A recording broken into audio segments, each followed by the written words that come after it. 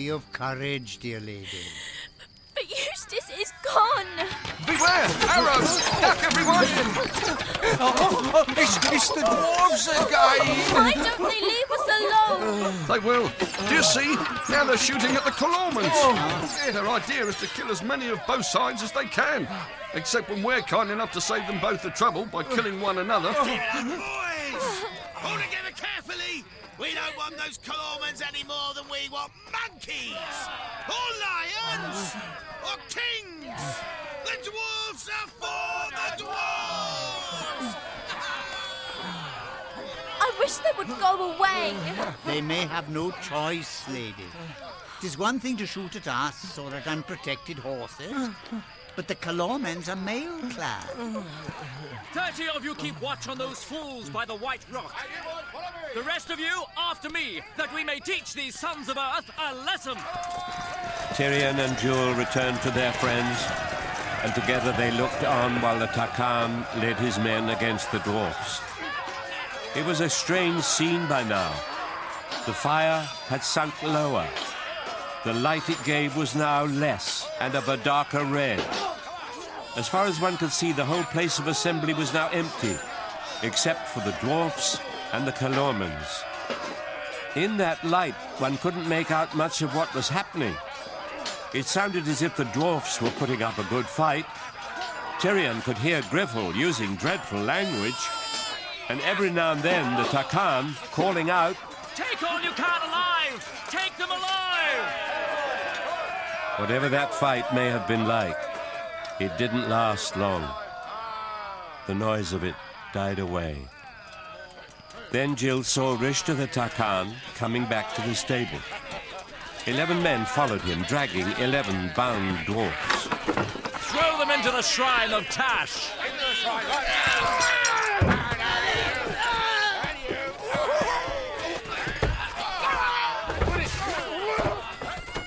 And when the 11 dwarfs, one after the other, had been flung or kicked into that dark doorway, and the door had been shut again, he bowed low to the stable and said, These also are for thy burnt offering, Lord Tash. Tash, Tash, the great god Tash. Tash, Tash, the great god Tash.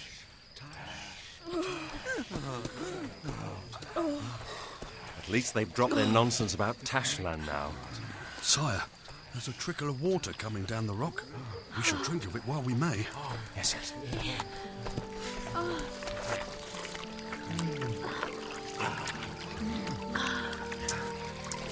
It may be my thirst, but I think this may be the most delicious drink I've ever had in my life.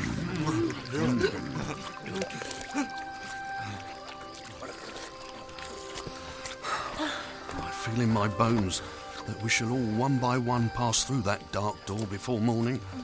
I can think of 100 deaths I would rather have died. It is indeed a grim door. It's more like a mouth. Can't we do anything to stop it? Nay, fair friend. It may be for us the door to Aslan's country, and we shall sup at his table tonight.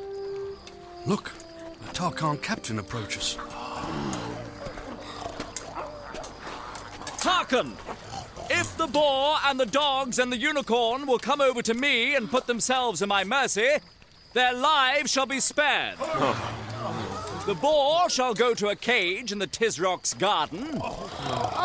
The dogs to the Tisrock's kennels. And the unicorn, when I have sawn his horn off, shall draw a cart. But the eagle, the children, and he who was the king shall be offered to Tash this night. Never! So be it. Get on, warriors. Kill the beasts, but take the two-legged ones alive! And then, the last battle of the last king of Narnia began. What made it hopeless, even apart from the numbers of the enemy, were the spears. With a long spear, you can kill a boar before you're in reach of its tusks, and a unicorn before you're in reach of its horn, if you're very quick and keep your head. And now, the levelled spears were closing in on Tirian and his friends. Next minute, they were all fighting for their lives.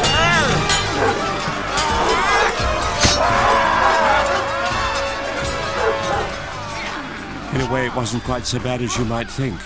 When you're using every muscle to the full, you haven't much time to feel either frightened or sad.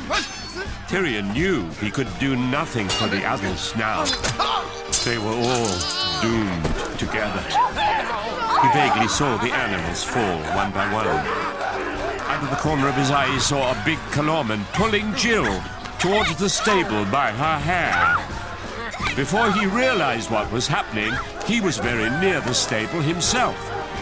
Everything came quite clear. The enemy had been edging him to the stable on purpose ever since the fight began. He now found he was fighting the Tarkan himself in the very doorway of the stable. Two Calormenes were holding the door, ready to slam it shut the moment he was inside. A new idea came in Tirian's head. He dropped his sword, darted forward in under the sweep of Rishta's scimitar, seized his enemy by the belt with both hands, and jumped back into the stable, shouting, "Come in and meet Tash yourself!" No! No! No!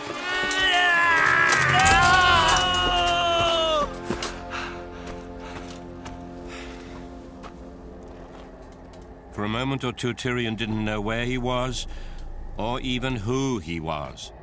Then he steadied himself, blinked, and looked around.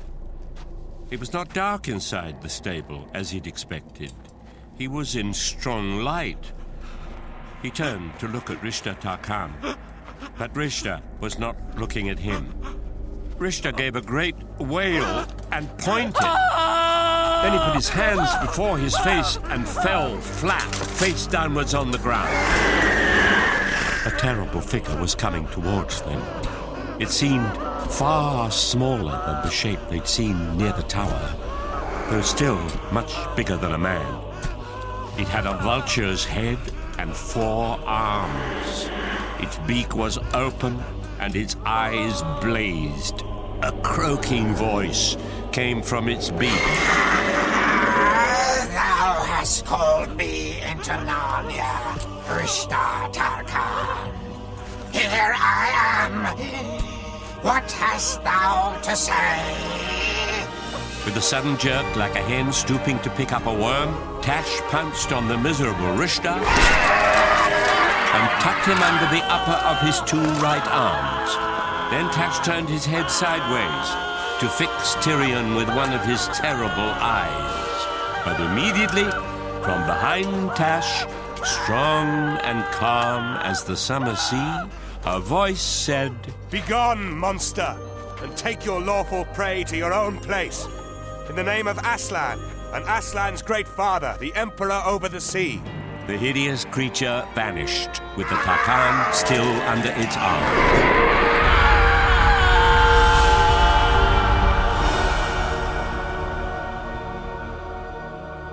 Tirian turned to see who had spoken, and what he saw then set his heart beating as it had never beaten in any fight. 7 kings and queens stood before him, all with crowns on their heads and in glittering clothes, but the kings wore fine mail as well and had their swords drawn in their hands. Tirian bowed courteously and was about to speak when the youngest of the queens laughed. Jill? It was Jill, but not Jill as he'd last seen her, with her face all dirt and tears, and an old dress half slipping off her shoulder. Now she looked cool and fresh as if she'd just come from bathing. At first he thought she looked older, but then didn't, and he could never make up his mind on that point. And then he saw that the youngest of the kings was Eustace, but he also was changed, as Jill was changed. I am a disgrace to stand before you with the blood and sweat and dust of battle on me. But sire, you are not. Tirian was suddenly fresh and cool and clean, and dressed in such clothes as he would have worn for a great feast at Cair Paravel. Sire, let me make you known to Peter, the High King over all the kings in Narnia. High King. You are welcome to me, King Tirian. And now, come and greet the others. Peter led Tirian to the eldest of the queens, but even she was not old, and there were no grey hairs on her head and no wrinkles on her cheek. Sir, this is that Lady Polly, who came into Narnia on the first day when Aslan made the trees grow and the beasts talk. My lady. Hello, King Tirian. Peter brought him next to a man whose golden beard flowed over his breast, and whose face was full of wisdom. And this is Lord Diggory, who was with her on that day. My lord. King Tirian. And this is my brother, Edmund. King Edmund. Welcome, friend. And this is my sister, the Queen Lucy. Your Majesty. Your Majesty. Sir, if I have read the Chronicler right, there should be another. Has not your Majesty two sisters? Where is Queen Susan? My sister Susan is no longer a friend of Narnia. Yes. And whenever you've tried to get her to come and talk about Narnia or do anything about Narnia, she says, what wonderful memories you have. Fancy you're still thinking about all those funny games we used to play when we were children. Oh, Susan. She always was a jolly sight too keen on being grown up. Grown up, indeed. I wish she would grow up. She wasted all her school time wanting to be the age she is now, and she'll waste the rest of her life trying to stay that age. Her whole idea is to race on to the silliest time of one's life as quick as she can, and then stop there as long as she can. Well, don't let's talk about that now. Look, here are some lovely fruit trees. Let us taste them. Fruit trees? In a stable? We're not in the stable, sire. Look. We stand on grass, and there yonder is a grove of trees. Come, we must eat. They all moved to the trees, which were thickly leaved, but under every leaf there peeped out the gold or faint yellow or purple or glowing red fruits, such as no one has seen in our world. Everyone raised his hand to pick the fruit he best liked the look of, and then everyone paused for a second. It's all right, everyone. I know what we're all thinking, that fruit so beautiful can't be meant for eating, but I'm sure, quite sure, that we needn't worry. I've a feeling we've got to the country where everything is allowed. Well, here goes, then. What was the fruit like? Unfortunately, no one can describe the taste. All I can say is that compared with those fruits, the freshest grapefruit you've ever eaten was dull, and the juiciest orange was dry, and the most melting pear was hard and woody, and the sweetest wild strawberry was sour. But I can't describe it. You can't find out what it's like unless you can get to that country and taste it for yourself. Peter, you haven't told us how you got here. But you were just going to when King Tirian turned up. Well, there's not much to tell. Edmund and I were standing on the platform, and we saw your train coming in. I remember thinking it was taking the bend far too fast, and I remember thinking how funny it was that our people were probably in the same train, though Lucy didn't know about Your that. people, High King? I mean my father and mother. Edmund's and Lucy's and mine. Why were they? You don't mean to say they know about Narnia? Oh, no, it had nothing to do with Narnia. They were on their way to Bristol. I'd only heard they were going that morning, but Edmund said they'd be going by that train. Edmund is the sort of person who knows about railways. Yes. And what happened then? Well, it's not very easy to describe, is it, Edmund? No, not very. It wasn't at all like that other time when we were pulled out of our own world by magic.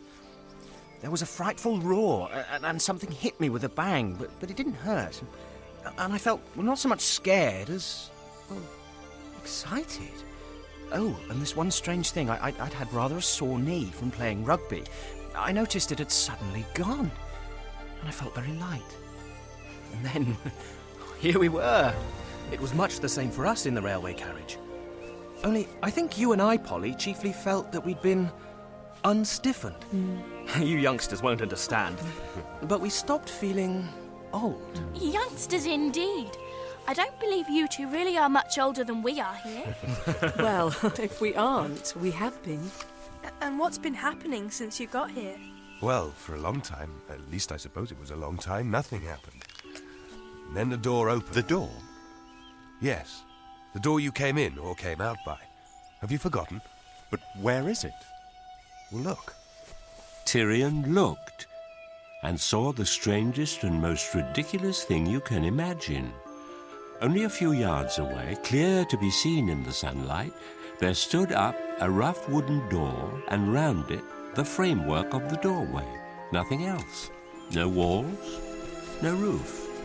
The door was simply standing up by itself, as if it had grown there like a tree. Fair sir, this is a great marvel. It is the door you came through with that Calormen 5 minutes ago. But did I not come in out of the wood and into the stable? Whereas this seems to be a door leading from nowhere to nowhere. It looks as if you could walk round it. But put your eye to that place where there is a crack between two of the planks and look through. I don't see anything but blackness. No, wait. I see something dull and red. It's the dying embers of the bonfire. And I see the Calormenes. They're discussing whether or not to come in to find Richter or to set fire to the stable. It seems the stable seen from within and the stable seen from without are two different places. Yes. Its inside is bigger than its outside. In our world, too, a stable once had something inside it that was bigger than our whole world. Of your courtesy, madam, tell on. Tell me your whole adventure. Well, after the shock and the noise, we found ourselves here. We wondered at the door as you did. Then the door opened for the first time. We saw darkness through the doorway when it did. And there came through a big man with a naked sword. We saw by his beard and his weapons that he was a Calormen. He took his stand beside the door with his sword raised, resting on his shoulder, ready to cut down anyone who came through. We went to him and spoke to him, but we thought he could neither see nor hear us. And he never looked round on the sky and the sunlight and the grass. I think he couldn't see them either. So then we waited for a long time. Then we heard the bolt being drawn on the other side of the door. But the man didn't get ready to strike with his sword till he could see who was coming in. So we supposed he had been told to strike some and spare others. But at the very moment when the door opened, all of a sudden Tash was there, on this side of the door. None of us saw where he came from. And through the door there came a big cat. It gave one look at Tash and ran for its life, just in time, for he pounced at it, and the door hit his beak as it shut. The man could see Tash. He turned very pale and bowed down before the monster, but it vanished away. So then we waited a long time again. At last, the door opened for the third time, and there came in a young Calormen. I liked him. The sentry at the door started and looked very surprised when he saw him. I think he'd been expecting someone quite different. I see it all now. The cat was to go in first, and the sentry had orders to do him no harm. Then the cat was to come out and say he'd seen the beastly Aslan and pretend to be frightened so as to scare the other animals. But what Shift never guessed was that the real Tash would turn up.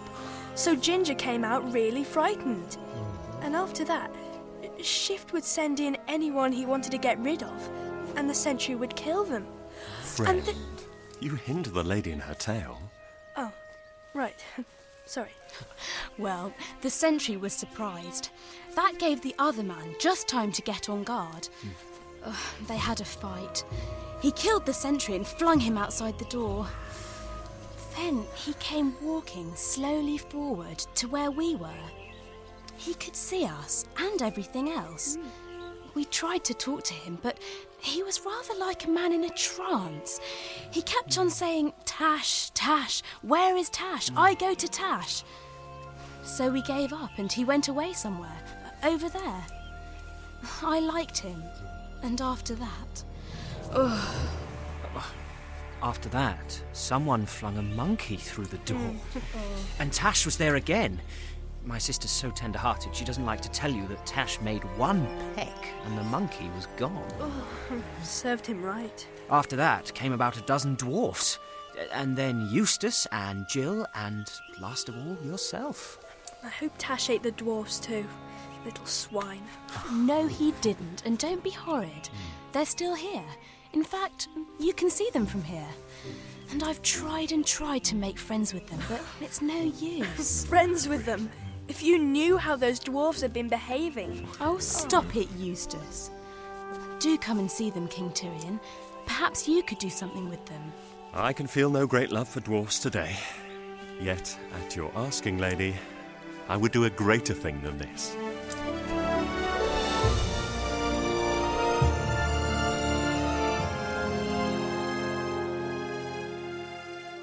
Lucy led the way, and soon they could all see the dwarfs. They had a very odd look. They weren't strolling about or enjoying themselves, nor were they lying down and having a rest. They were sitting very close together in a little circle facing one another. They never looked round or took any notice of the humans till Lucy and Tirian were almost near enough to touch them. Then the dwarfs all cocked their heads as if they couldn't see anyone, but were listening hard and trying to guess by the sound what was happening. Look out! Mind where you're going. Don't walk into our faces. All right, we're not blind. We've got eyes in our heads. They must be pretty good ones if you can see in here. In where? Why, you bonehead, in here, of course. In this pitch-black, poky, smelly little hole of a stable. Are you blind? Ain't we all blind in the dark? But it isn't dark, you poor silly dwarves. Can't you see? Look up, look round.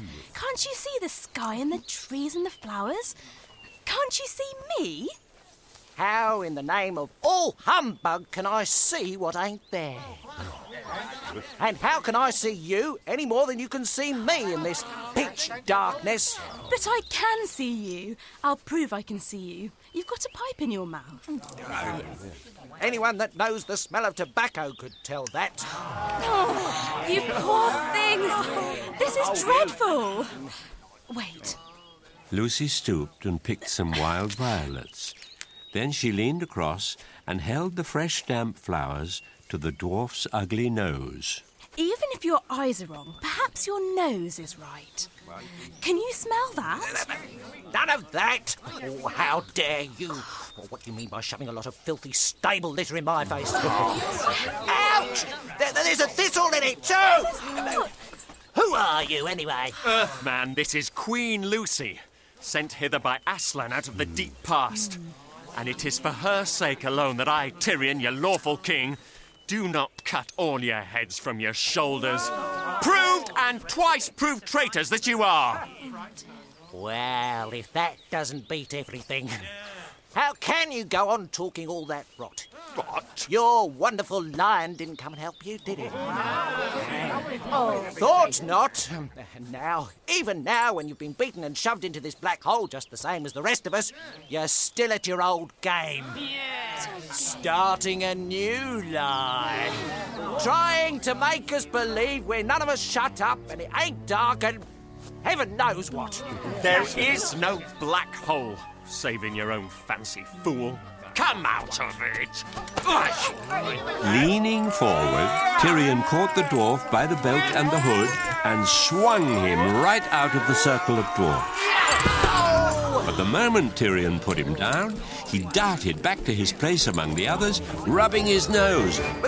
What did you do that for? Banging my face against the wall? You nearly broke my nose again. Oh dear, what are we to do for them? Let them alone.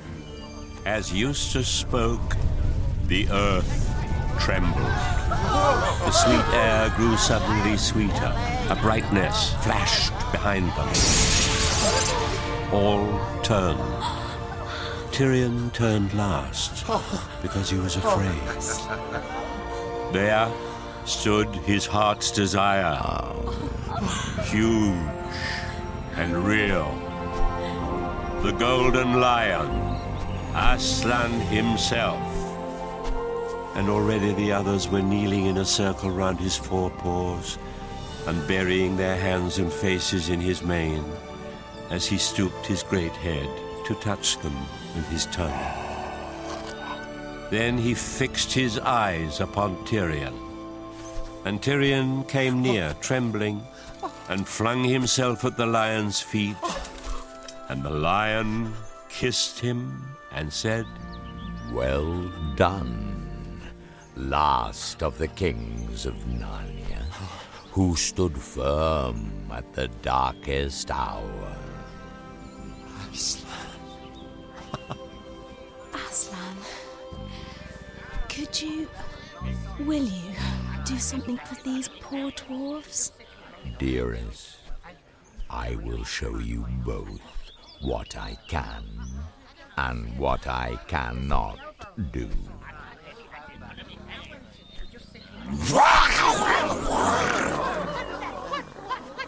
Do you hear that?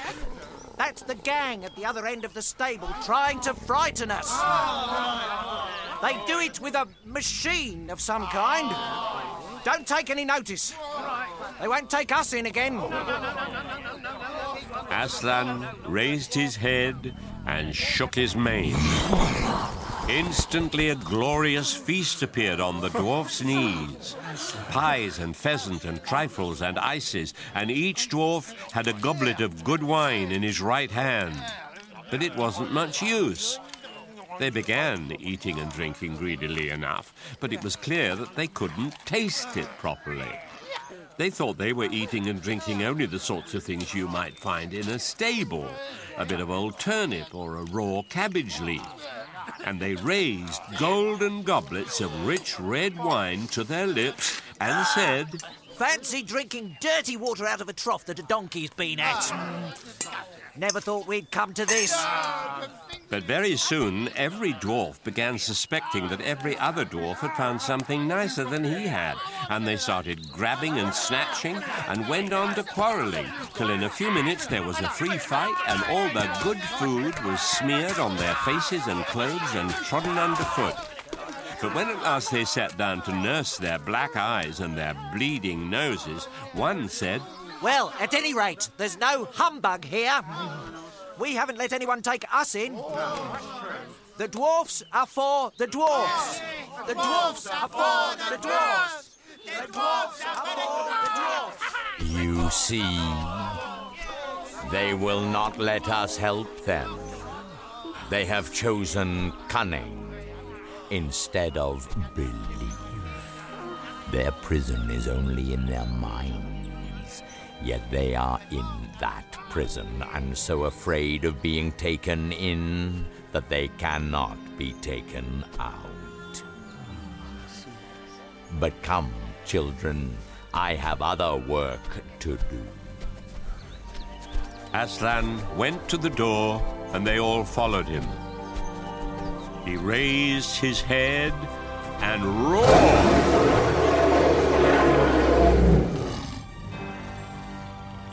Now it is time. Time!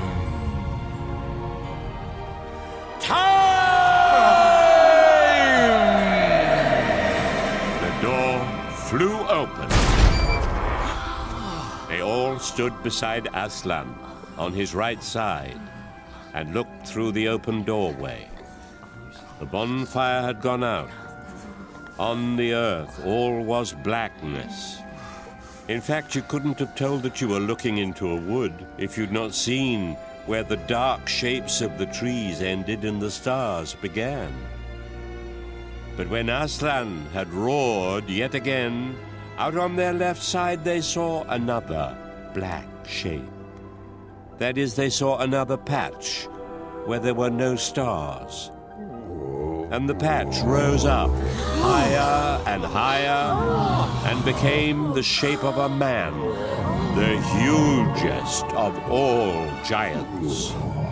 They all knew Narnia well enough to work out where he must be standing.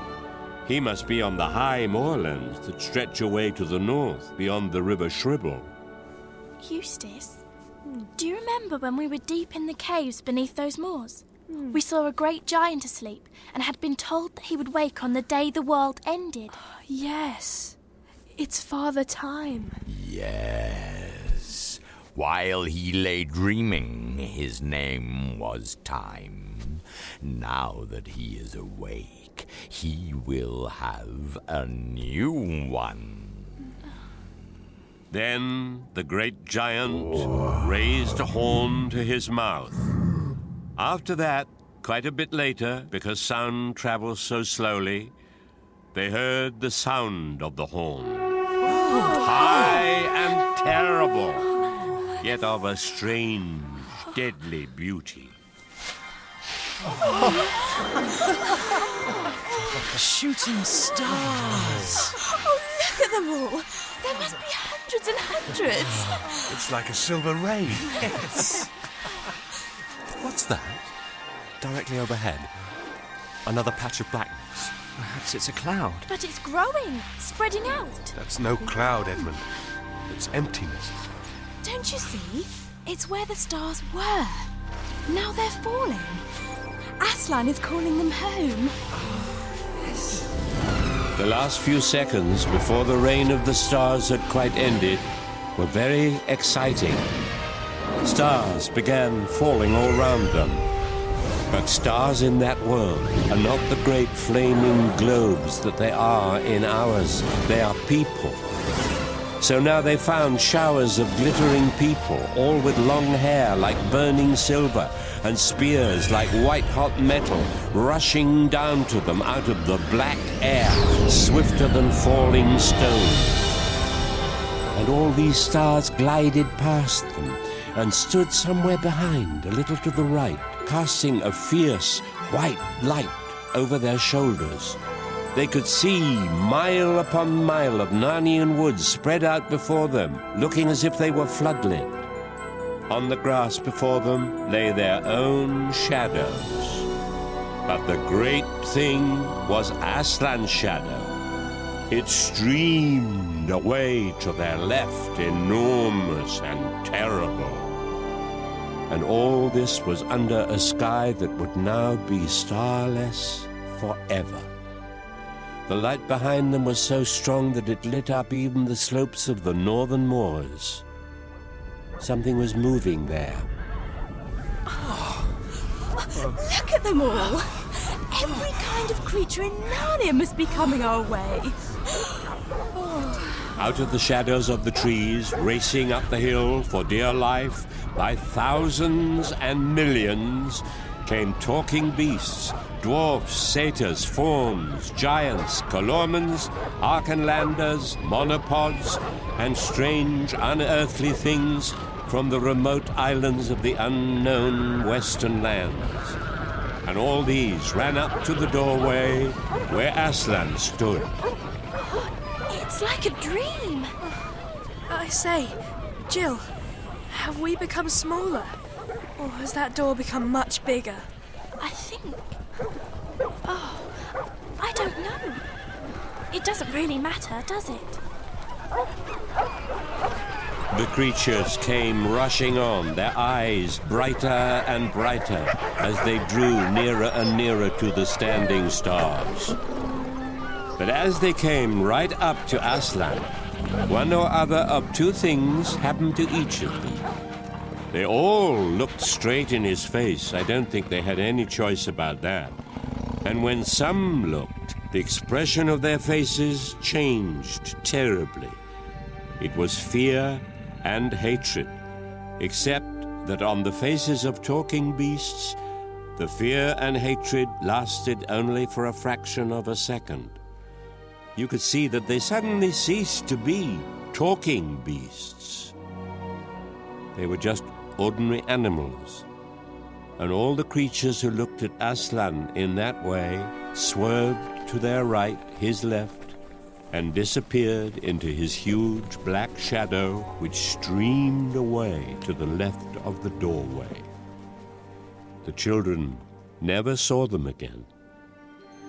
But the others looked in the face of Aslan and loved him, though some of them were very frightened at the same time. And all these came in at the door, in on Aslan's right. Among the happy creatures who now came crowding round Tirian and his friends were all those whom they had thought dead. There was Runewit, the centaur, and the good boar, and the good bear, and the deer, dogs and horses, and Farsight the eagle, and Poggin the dwarf, and, to Tirian's delight, Jewel, the unicorn.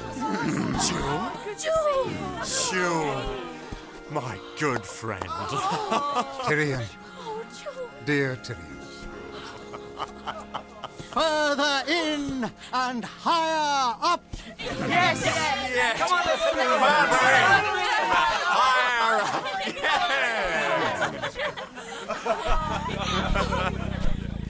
And now, waters of the sea, fountains of the earth, rise up to fill this earth. Rise up to meet the sky. Rise up to this very doorway.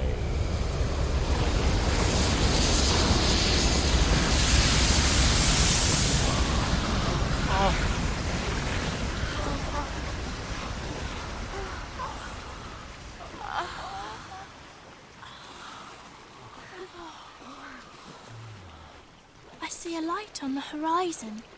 Is it the sunrise? But it looks so dreary and sick. We have seen this before, haven't we, Polly? So we have. It is a dying sun, growing brighter and brighter than it ever has before, and never will again. The sun's rays were a dark red and fell upon the great time giant until he turned red too. And in the reflection of that sun, the whole waste and shoreless waters looked like blood. Then the moon came up, quite in her wrong position, very close to the sun, and she also looked red. And at the sight of her, the sun began shooting out great flames of crimson fire towards her. The moon came slowly to the sun, then more and more quickly, till at last its long flames licked round the moon, and the two ran together and became one huge ball, like a burning coal. Great lumps of fire came dropping out of it into the sea, and clouds of steam rose up. Now, make an end. The time giant threw his horn into the sea.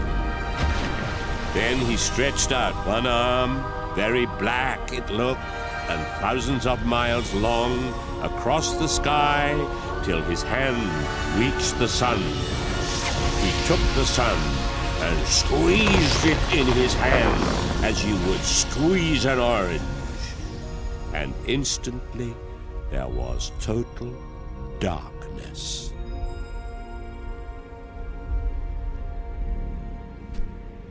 Stand back. Everyone except Aslan jumped back from the ice-cold air, which now blew through the doorway. Its edges were already covered with icicles. Peter, High King of Narnia, shut the door. Yes, Aslan.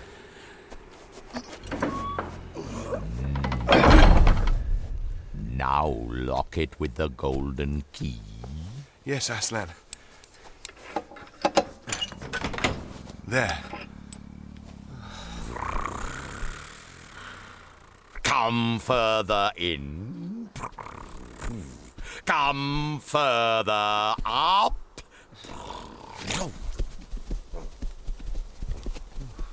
I don't think we'll be able to follow him at that speed. We'll follow as best we can. So, night falls on Narnia. Yes. Oh, Lucy, you're not crying. With Aslan ahead and all of us here? I'm sure it is not wrong to mourn for Narnia. Think of all that lies dead, frozen, behind that door. Yes.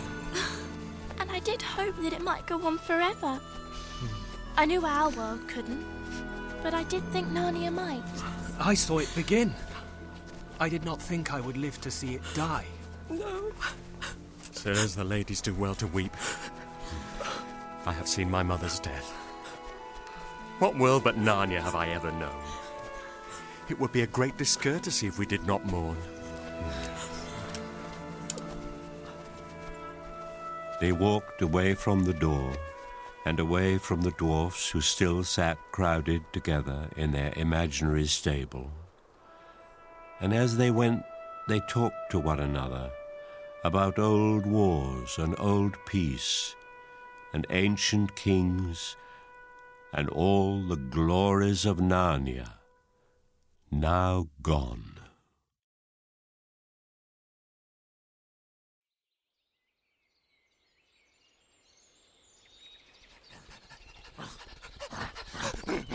Sires, kings and queens all.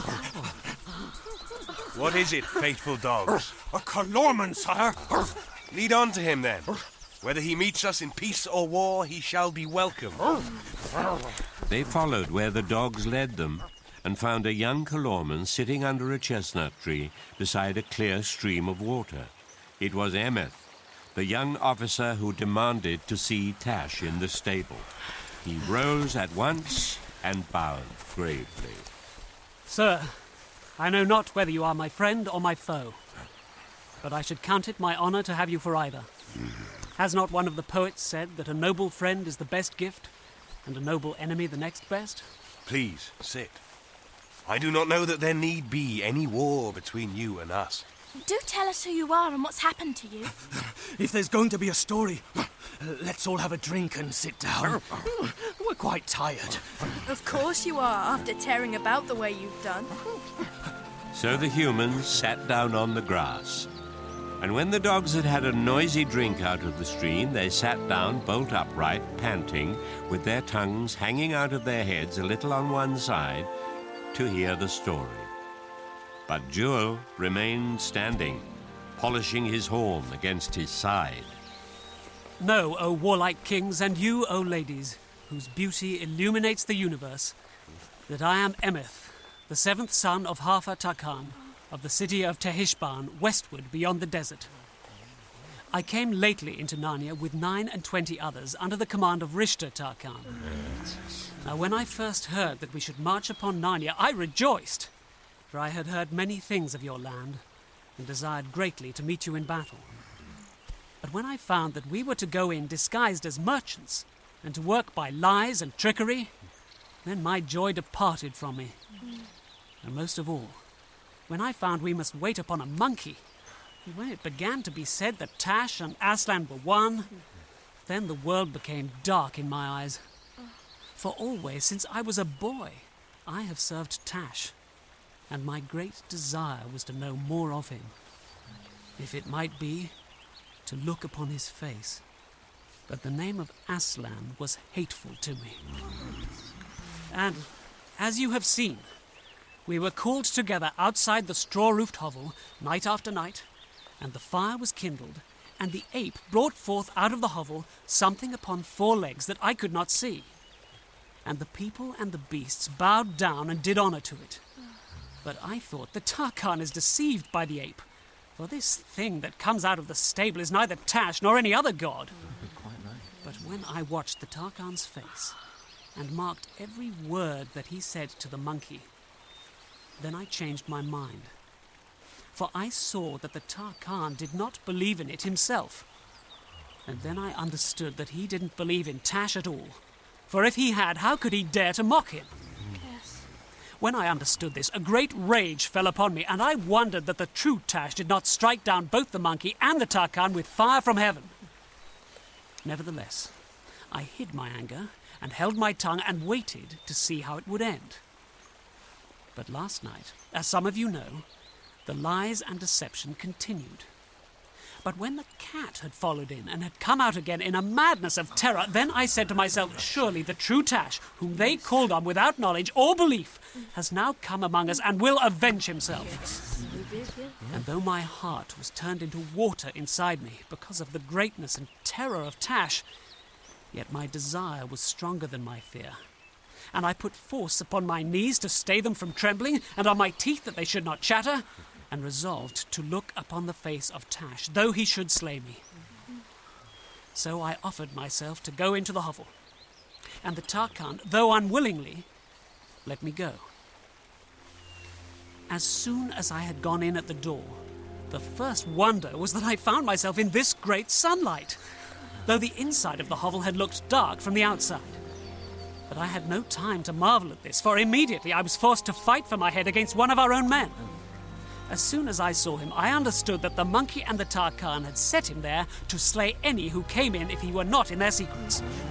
So that this man was a liar and a mocker and no true servant of Tash. I had the better will to fight him, and having slain the villain, I cast him out behind me through the door.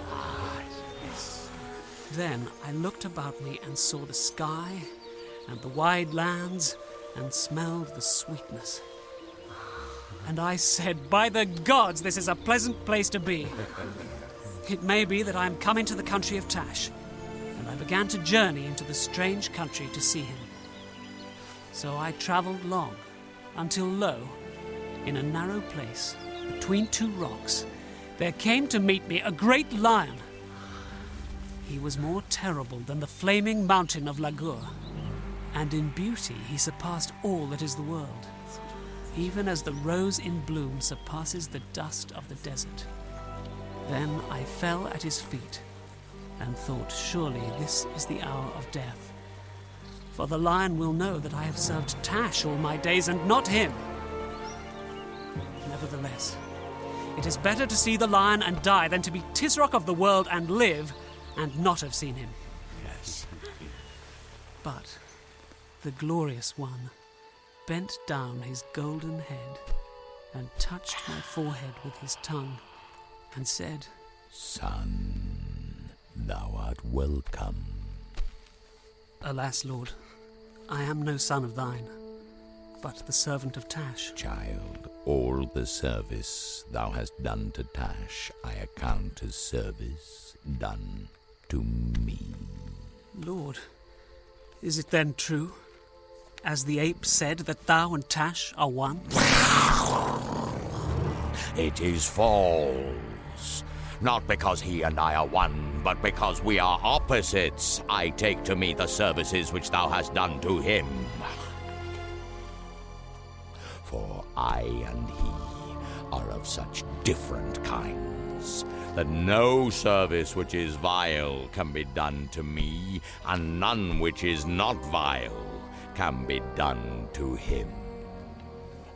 Therefore, if any man swear by Tash and keep his oath for the oath's sake, it is by me that he has truly sworn, though he know it not, and it is I who reward him. And if any man do a cruelty in my name, then, though he says the name of Aslan, it is Tash whom he serves, and by Tash his deed is accepted. Dost thou understand, child? Lord, thou knowest how much I understand. Yet I have been seeking Tash all my days. Beloved, unless thy desire had been for me, thou wouldst not have sought so long and so truly. For all find what they truly seek. Then he breathed upon me. Oh, and took away the trembling from my limbs and caused me to stand upon my feet. And after that he said not much, but that we should meet again, and I must go further up and further in. Then he turned him about in a storm and flurry of gold and was gone suddenly. And since then, O kings and ladies, I have been wandering to find him, and my happiness is so great that it even weakens me like a wound. And this is the marvel of marvels, that he called me beloved. Me, who am but as a dog. Hey? What did he say about dogs? Sir, it is but a fashion of speech which we have in Calormen. Well, I can't say it's one I like very much. Oh, look! We have a visitor. Someone was coming rather timidly to meet them, a graceful creature on 4 feet, all silvery grey. And they stared at him for a whole 10 seconds before 5 or 6 voices said, "Puzzle? Puzzle? Puzzle. It's all puzzle. They'd never seen him by daylight with the lion skin off, and it made an extraordinary difference. He was himself now. A beautiful donkey with such a soft grey coat and such a gentle, honest face that if you'd seen him, you'd have done just what Jill and Lucy did, rushed forward and put your arms around his neck and kissed his nose and stroked his ears. Pray tell, where have you been? Oh, I came in at the door along with all the other creatures, but I had to tell the truth, I'd been keeping out of their way as much as I could. And out of Aslan's way. The sight of the real lion had made me so ashamed of all that nonsense about dressing up in a lion's skin. I didn't know how to look anyone in the face. But when I saw that all my friends were going away westward, and after I'd had a mouthful of grass, and I've never tasted such good grass in my life. I plucked up my courage and followed. But what I'll do if I really have to meet Aslan, I'm sure I don't know. You'll find it will be all right when you really do. Yeah. Shall we continue on then? Yes. Further up and further in. Yeah.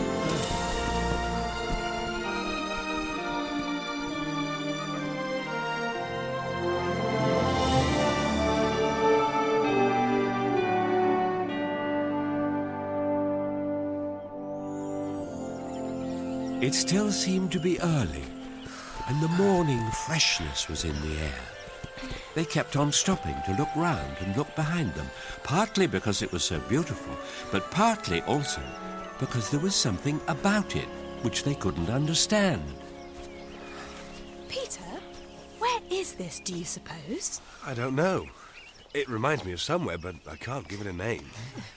Could it be somewhere we once stayed for a holiday when we were very, very small? It would have to have been a jolly good holiday. I bet there isn't a country like this anywhere in our world. Look at the colours. You couldn't get a blue like the blue on those mountains in our world. Is it not Aslan's country? Not like Aslan's country on top of that mountain beyond the eastern end of the world. I've been there. We've been there. If you ask me, it's like somewhere in the Narnian world. Look at those mountains ahead, and the big ice mountains beyond them. Surely they're rather like the mountains we used to see from Narnia, the ones up westward beyond the waterfall. Yes, so they are. Only these are bigger. Yeah.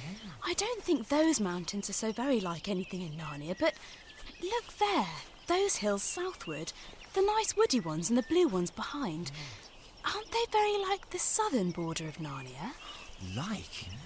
Why, they're exactly like. Look, there's Mount Pile with its forked head, and there's the pass into Archenland and everything. And yet they're not like them.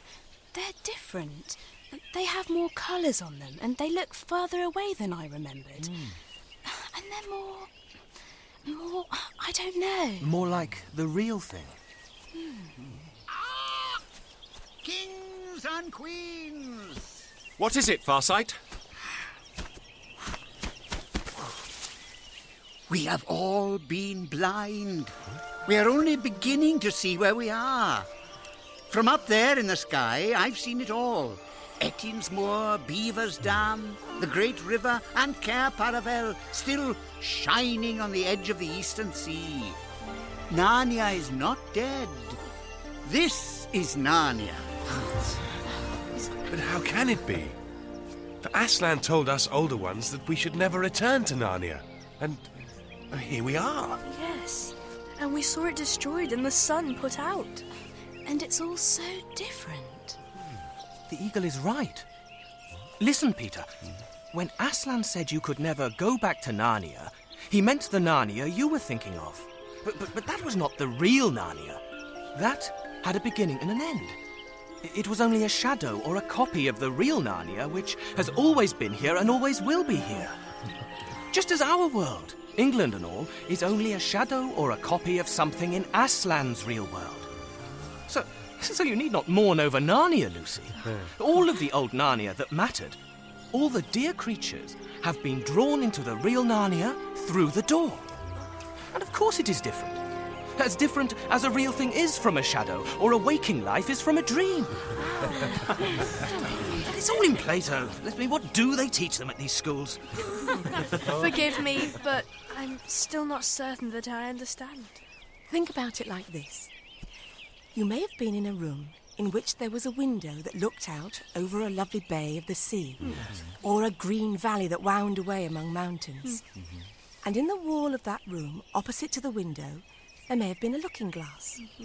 And as you turned away from the window, you suddenly caught sight of that sea, or that valley, all over again in the looking glass.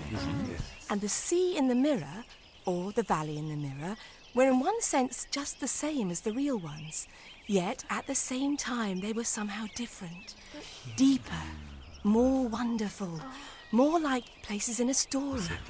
In a story you've never heard, but very much want to know. The difference between the old Narnia and the new Narnia is like that. The new one is a deeper country. Every rock and flower and blade of grass looks as if it means more. And oh, I'm sorry, I can't describe it any better than that. I have come home at last. This is my real country. I belong here. This is the land I've been looking for all my life, though I never knew it till now. The reason why we love the old Narnia is that it sometimes looked a little like this. Now may we stop talking and start moving again. Come further up. Come further in. He shook his mane and sprang forward into a great gallop, a unicorn's gallop, which in our world would have carried him out of sight in a few moments. But now, a most strange thing happened. Everyone else began to run, and they found to their astonishment that they could keep up with him. Not only the dogs and the humans, but even fat little Puzzle and short-legged Poggin the dwarf. The air flew in their faces as if they were driving fast in a car without a windshield. The country flew past as if they were seeing it from the windows of an express train. Faster and faster they raced, but no one got hot or tired or out of breath. Oh, I say, steady! Look what we're coming to. It's the cauldron pool and the great waterfall. Don't stop! Further up and further in!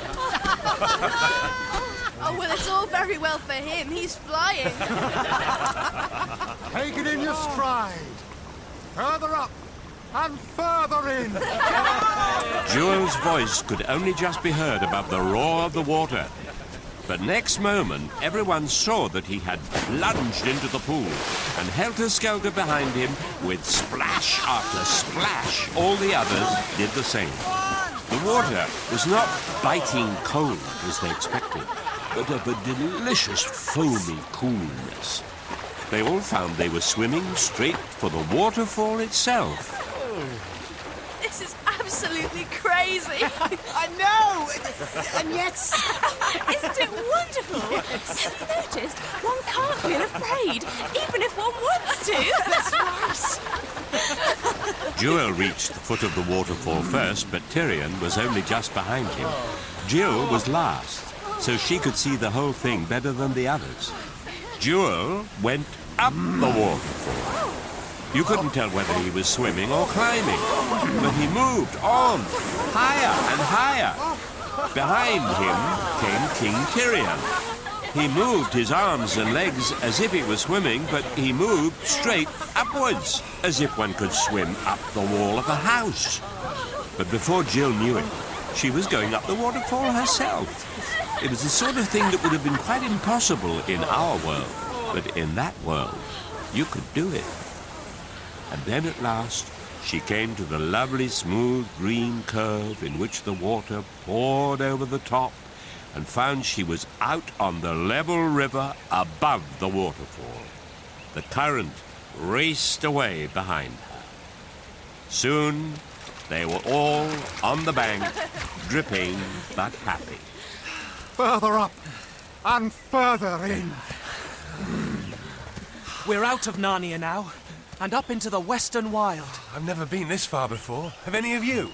I haven't. Nor have I. Ah, do you remember, Polly? Yes, I remember. Is it true then, as the stories tell, that you two journeyed here on the very day the world was made? Yes! And it seems to me as if it were only yesterday. And on a flying horse. Is that part true? Certainly. Oh, oh! Don't stop now! Faster! Faster! Oh, oh! So they ran faster and faster till it was more like flying than running, and even the eagle overhead was going no faster than they. And they went through winding valley after winding valley, and up the steep sides of hills, and faster than ever down the other side, following the river and sometimes crossing it and skimming across mountain lakes as if they were in speedboats, till at last, at the far end of one long lake, they saw a smooth green hill. Its sides were as steep as the sides of a pyramid, and round the very top of it ran a green wall. But above the wall rose the branches of trees whose leaves looked like silver and their fruit like gold. Further up and further in. They charged straight at the foot of the hill and then found themselves running up it. Though the slope was very steep, no one slipped. Only when they'd reached the very top did they slow up. That was because they found themselves facing great golden gates. Oh, should we open them? Dare we? Is it all right? But while they were standing thus, a great horn, wonderfully loud and sweet, blew from somewhere inside that walled garden, and the gates swung open. Tirian stood holding his breath and wondering who would come out. And what came was the last thing he had expected. A little sleek, bright-eyed, talking mouse with a red feather stuck in a circlet on its head and its left paw resting on a long sword. It bowed, a most beautiful bow, and said, "Welcome in the lion's name. Come further up and further in." Oh, how are you, Reed? Oh, Reepy Chief, what a wonderful surprise! It's so good to see you again. Tirian breathed fast with the sheer wonder of it. For now he knew he was looking at one of the great heroes of Narnia, Reepicheep, the mouse, who'd fought the great battle of Baruna, and afterwards sailed to the world's end with King Caspian the seafarer. But before he'd had much time to think of this, he felt two strong arms thrown about him, and felt a bearded kiss on his cheeks, and heard a well-remembered voice saying, "What lad! Art thicker and taller since I last touched thee." It was his own father, the good King earlier, but not as Tirian had seen him last, when they brought him home pale and wounded from his fight with the giant, nor even as Tirian remembered him in his later years, when he was a grey-headed warrior.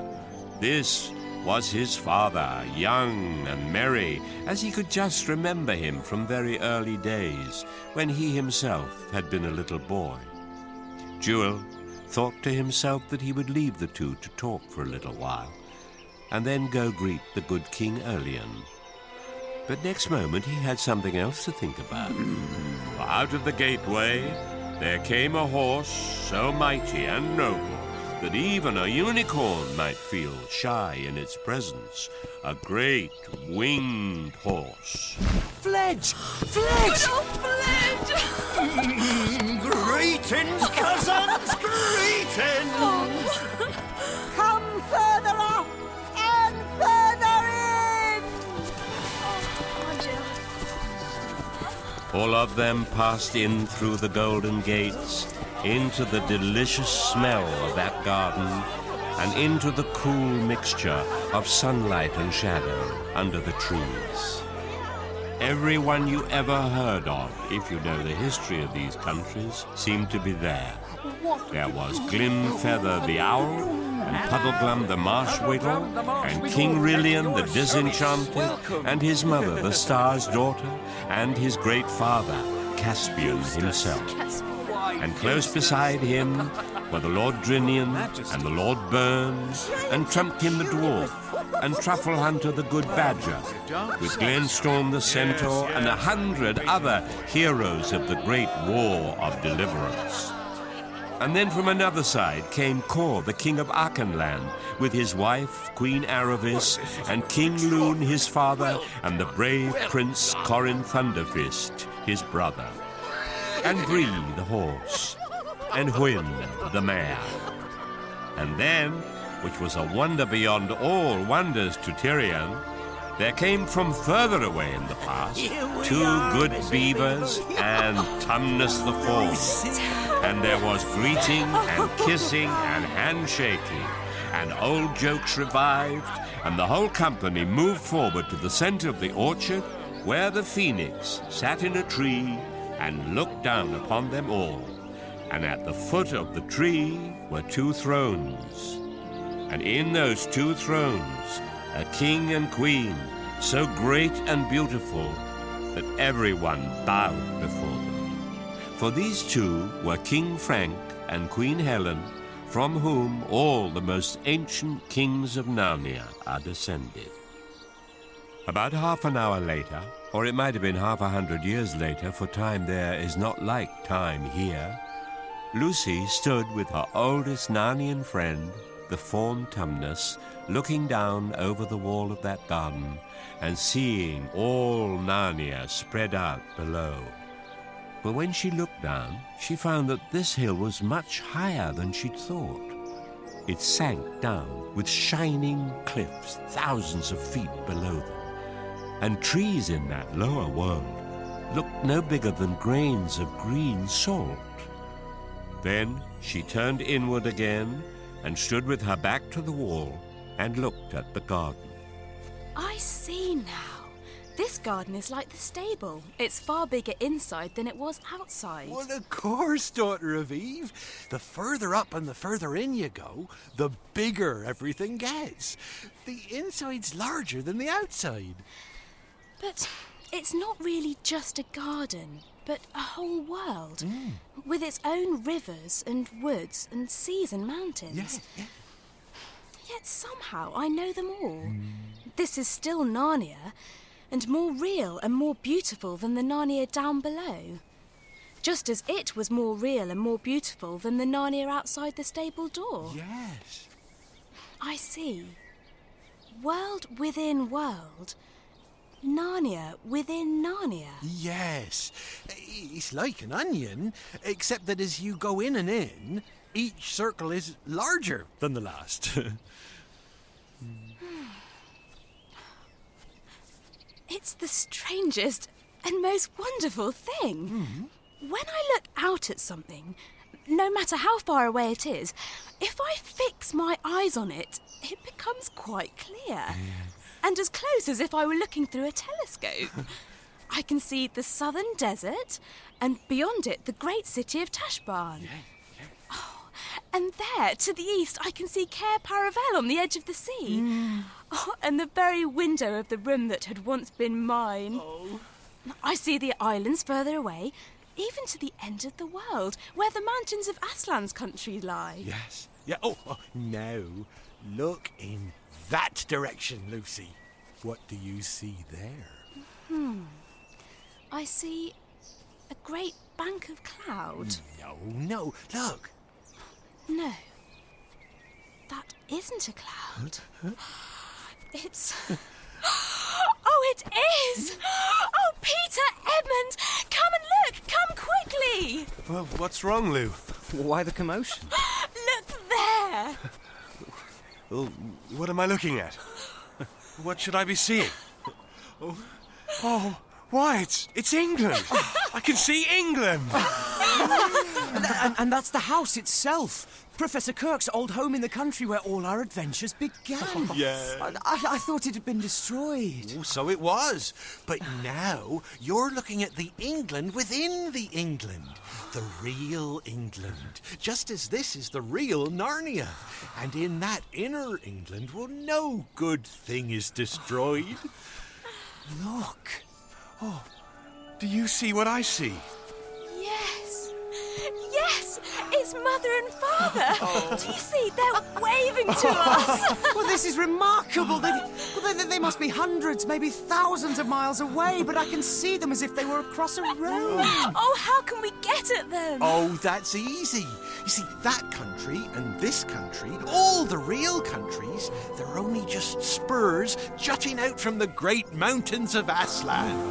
We have only to walk along the ridge, upward and inward, till it joins on.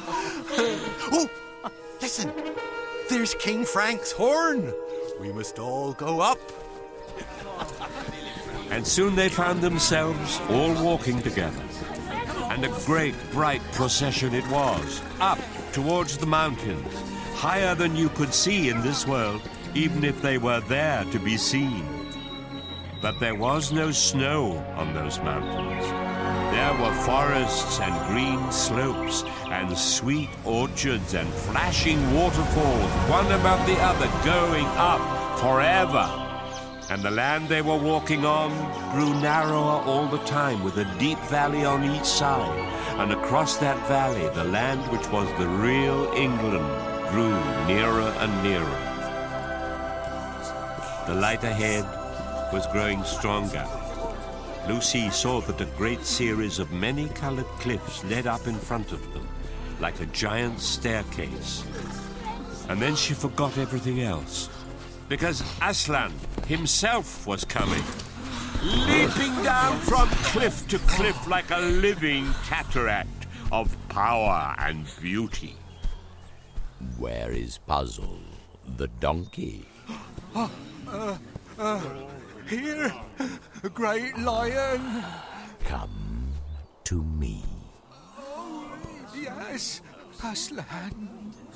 You never saw a donkey look feebler and sillier than Puzzle did as he walked up to Aslan. And he looked beside Aslan as small as a kitten looks beside a Saint Bernard. The lion bowed down his head and whispered something to Puzzle, at which his long ears went down. But then he said something else, at which the ears perked up again. The humans couldn't hear what he'd said either time. Then Aslan turned to them all and said, You do not yet look so happy as I mean you to be. We're so afraid of being sent away, Aslan. And you've sent us back into our own world so often. No fear of that. Have you not guessed? We have our hopes, Aslan. But what should we have guessed? There was a real railway accident. Your father and mother and all of you are, as you used to call it in the Shadowlands, dead. The term is over. The holidays have begun. The dream is ended. This is the morning.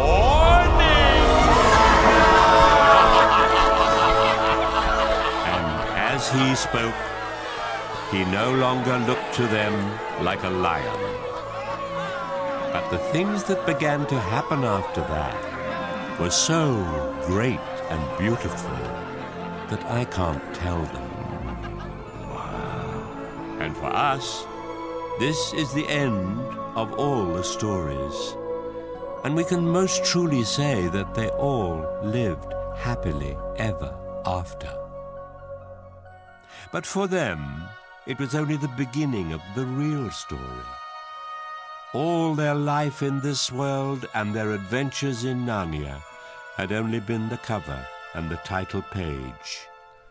Now, at last, they were beginning chapter 1 of the great story, which no one on earth has read, which goes on forever, and in which every chapter is better than the one before.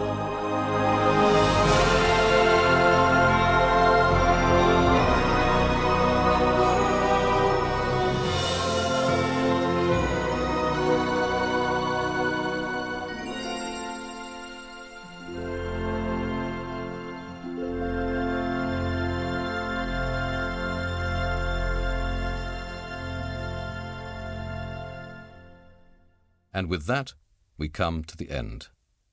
Many of those who grew to love the Chronicles of Narnia were sad to see the series reach its conclusion.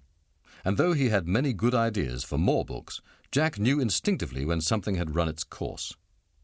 On February 17th, 1959, he wrote a letter to a young boy who had asked him if there would be any more stories about Narnia after the last battle. Jack replied, "I am afraid there will not be any more of them. You see, once a story stops telling itself to me inside my head, like a tap turned off, I can't go on. And if I tried to, it would only sound forced. Anyway, 7 is a good number." And so it was. The Last Battle by C.S. Lewis was dramatized and directed by Paul McCusker.